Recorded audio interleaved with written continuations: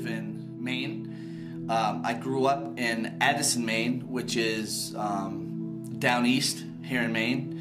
I lived there for 23 years. I'm 30 years old now. I live in central Maine, but Addison, like I said, is down east. It's a big lobster fishing community. You know, you live right on the Atlantic Ocean, and all that kind of stuff. So just to give you an idea where I grew up, well, some people say I haven't grown up yet, but whatever. Anyways, today I'm doing a video. Just like to share an experience I had back in 1992 when I was 10, or I may have been 9. I was getting ready to turn 10. I believe it was in September of 1992 or August, something like that. But anyways, you know, I've always been intrigued by aliens, UFOs, time travel, all that kind of stuff. A lot of people think it's pretty bizarre and there's absolutely no truth to it. I look at it a little bit different. You gotta think outside the box a little bit. That's just me. And why are these people coming out, you know, and they were in the military 60 years ago or 70 years ago, and now they're coming out telling us about the Roswell incident and stuff like that. They have nothing to lose now. That's why they're coming out and letting everybody know what happened. That's just one incident. There's a lot of other things out there. So I'd like to share an experience that I had back in 1992. Like I said, it was probably August. There was no snow on the ground or anything. But me, my brother, and my dad were in Addison, Maine, where we lived, and we'd always take rides at night. I would always hound my dad to let us go for a ride because we were bored, didn't want to go to sleep. Well, one night, it was my dad, my brother, and I, and we went down to Cape Split. It's right on the water in Addison, right on the Atlantic Ocean in Addison. And we were just parked there. My dad was smoking a cigarette, and my brother and I, we were just, I don't know, I don't know what the heck we were doing, probably just talking about something, but we had the radio on. It was on Lucky 99.1 FM as a local radio station for down East Maine at the time. A lot of people that are watching this probably know what I'm talking about. But anyways, it was a bright night. The moon was bright. There were barely any clouds in the sky. I mean, barely, like 1 or 2 or something like that. And the water was nice and crystally from the moonlight and everything like that. We were sitting there, and my dad says, "What the heck is that?" And I'm like, "What?" And he goes, "Look over by that island. What is that?" And it was an island right in the water. It was like a mile away. And when I looked, I saw a light coming up over the island. It was an amber light, and then a second one right after it. That. My dad had his window rolled down. There was absolutely no noise. If it was a helicopter, you could have heard that, or a jet, plane. You hear that stuff all the time, a long ways away. A mile is not that far away. But like I said, it was amber, and there was 2 circles, one right after the other. Well, they started. I was just looking at him, and my dad was like, "What the heck is that?" He used to get fired up really quick. He's not with us anymore, so I wish he could tell the story as well, but he passed away in 2007. I don't want to get on that.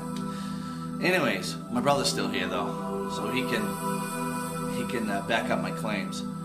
Anyways, so these lights, they come up one after another, and they started moving slowly, steadily but slowly. And the radio station went staticky, like 10 seconds after we saw these lights, and my brother started going crazy. What the heck, My brother's a short fused guy, so he was back then, he still is now. He's a little better now, but I just remember my dad saying, BJ, that's my brother's name, shut up, be quiet. And I wasn't saying anything because I was, taking it all in.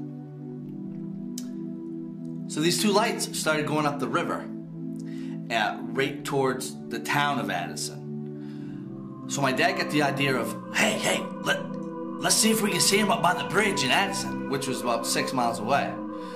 At one point, when we were driving, my dad said he was going 70 miles an hour, and we couldn't keep up with these things.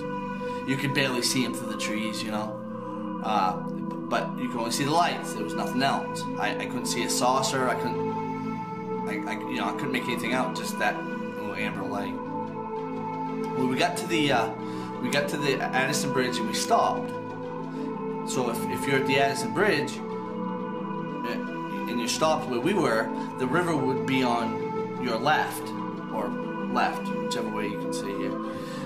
So if you're sitting in the car, it'd be coming up on the driver's side.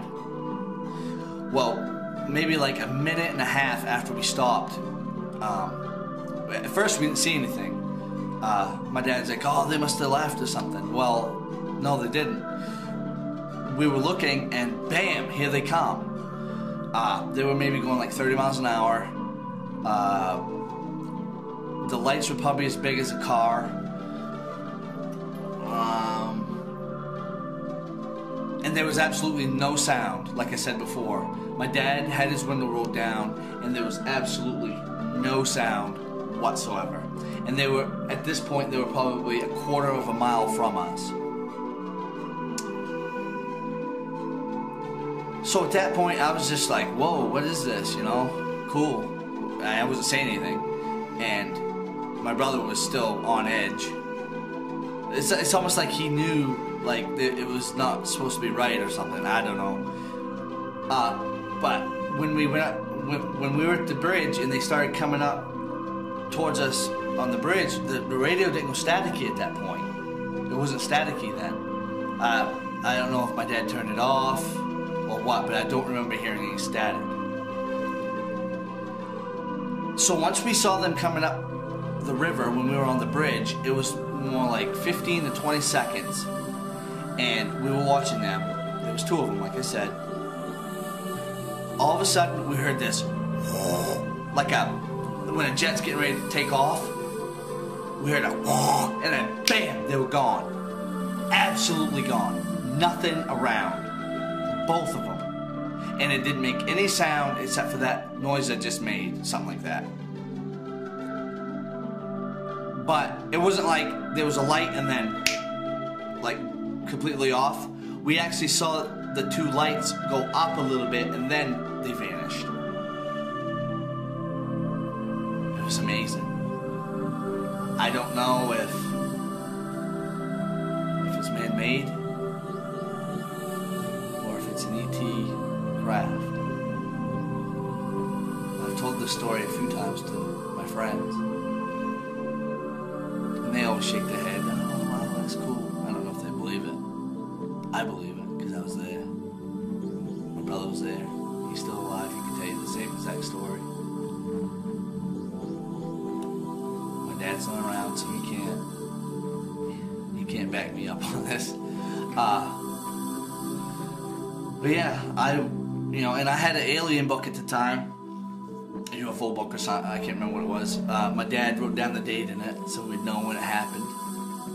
There was no lost time, nothing ever took place. It's just one of those things, it's unexplainable. I don't know if they just, they can go invisible. They make a noise and then go invisible, or they really did, boom, take right off. It wouldn't surprise me in a bit if they went that fast. Yeah, it's pretty crazy.